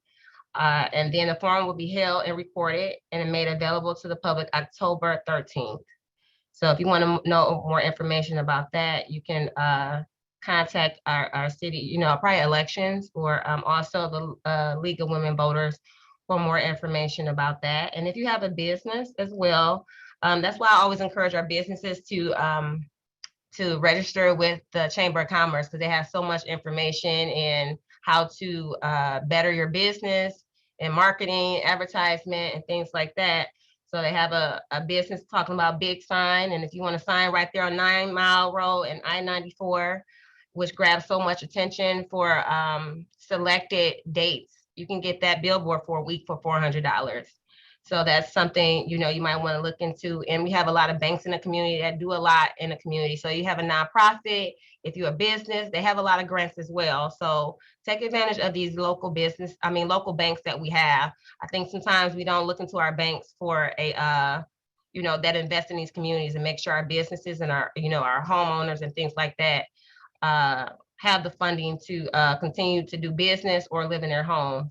So I just want to put that out there. And then the Recreation Authority of Roseville and Eastpointe is having a Mother and Son Fall Fest Thursday, October 14th. So you might want to do that. We have Painting with a Twist. We have the community college coming out as well. It's a lot of events. And also we have a walkthrough history Saturday, October 16th at our museum, our military museum. A lot of people don't even know about the museum. When I did my bike event, I did a tour of Eastpointe. A lot of people didn't know we had a garden. A lot of people didn't know about the mural. A lot of people didn't even know we had a museum. And some people have been living here for over 20 years. So I asked you to look at some of the hidden jewels in your city. You pay taxes here. We're doing the best with what we have to make sure, with Ms. Holman and the grants to, make sure that these areas are staying beautiful just for you. So we want you to at least pay attention to them. We're doing a lot of work here to make sure that you have a better quality of life. And the Eastwood Eye Fellows are having their 3rd annual trunk or treat, October 23rd from 4 p.m. to 6 p.m. And that is right in Eastpointe, Michigan at the Eye Fellows Hall. They do so much for the community for many years. They're gonna have sliders, sorted sides for purchase. And they're also asking to bring a donation, a food item for a kid to support the efforts to feed the needy this holiday. So they calling it, let's give them pumpkin to talk about. So that is so cute.